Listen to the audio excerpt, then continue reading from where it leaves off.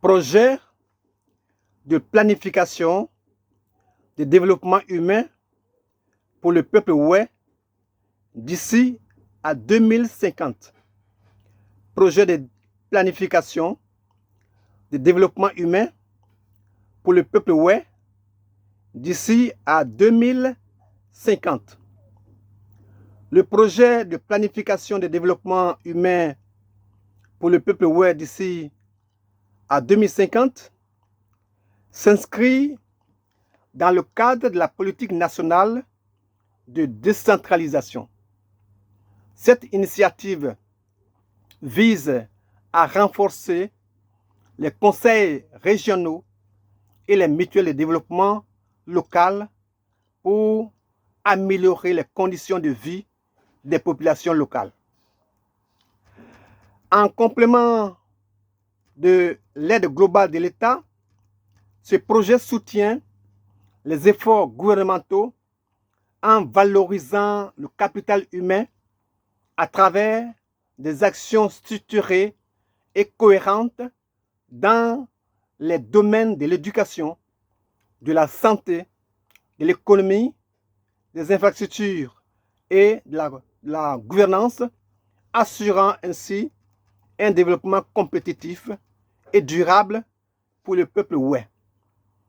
Et tout peuple ivoirien et autres peut se l'approprier et l'humanité n'en sera que souriante.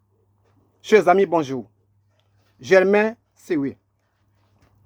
Pour la valorisation, je veux dire, du capital humain du peuple oué et pour assurer un développement compétitif, il est essentiel de mettre en place un plan de développement structuré et cohérent. Voici un projet en plusieurs étapes. Alors, grand A, si nous pourrions structurer ça comme ça, définition des termes clés. Nous allons donc définir les grands termes, en tout cas de nos projets. Et d'abord, capital humain.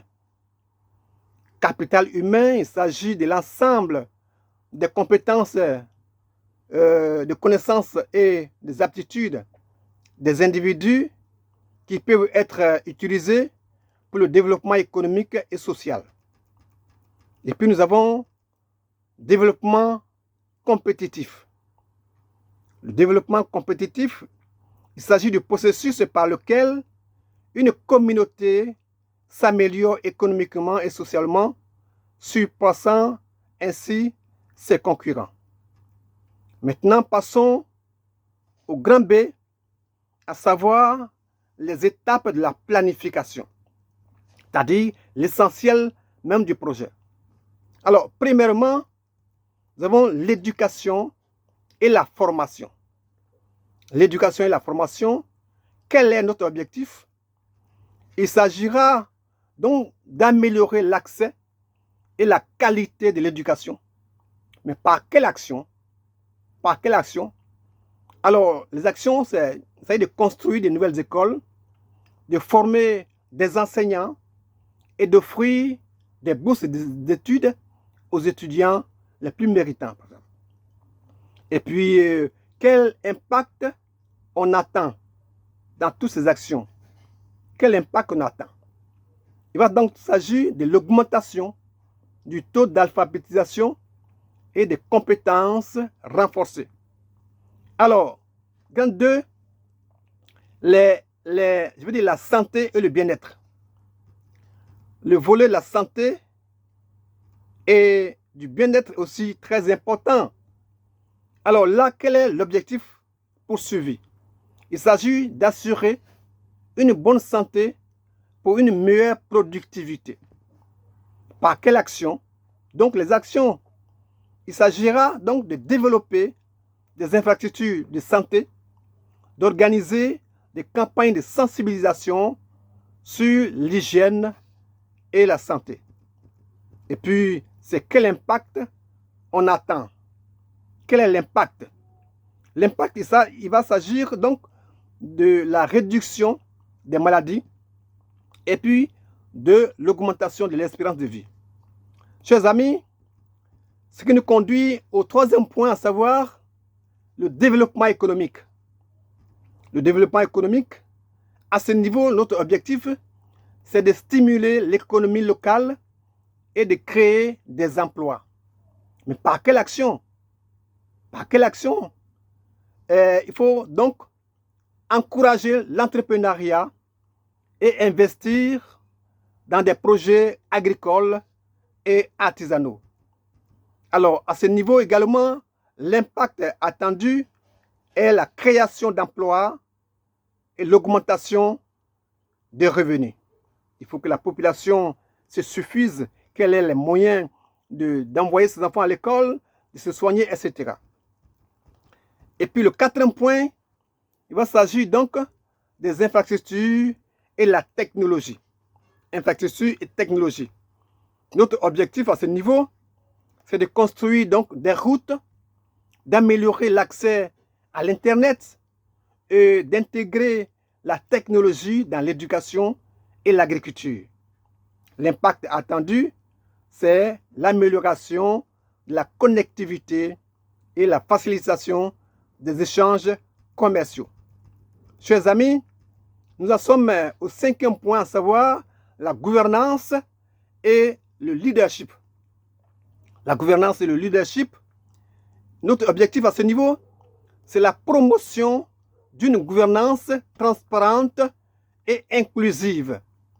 Par quelle action? Les actions, il faut former les leaders locaux, encourager la participation citoyenne. Et l'impact attendu, c'est la meilleure gouvernance et une implication accrue de la communauté.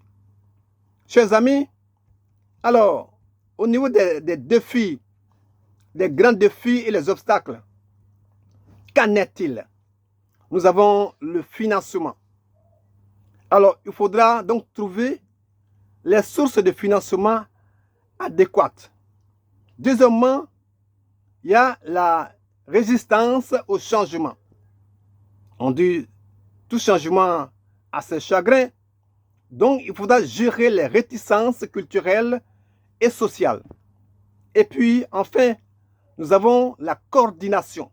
La coordination, il faut assurer la collaboration entre divers acteurs, à savoir gouvernement, ONG et communauté. Alors, chers amis, en conclusion, on peut dire que la valorisation du capital humain du peuple Wè d'ici à 2050 est un défi ambitieux, mais réalisable grâce à une approche holistique et intégrée. En s'alignant avec la politique nationale de décentralisation et en soutenant les efforts des conseils régionaux et des mutuelles de développement local, ce projet vise à transformer les conditions de vie du peuple Wè par des investissements stratégiques dans l'éducation, la santé, l'économie, les infrastructures et la gouvernance. Nous pouvons assurer un développement compétitif et durable. Ce projet ne se contentait pas d'améliorer les conditions de vie actuelles, mais prépare également un avenir prometteur pour les générations à venir, pour les générations futures. Je m'en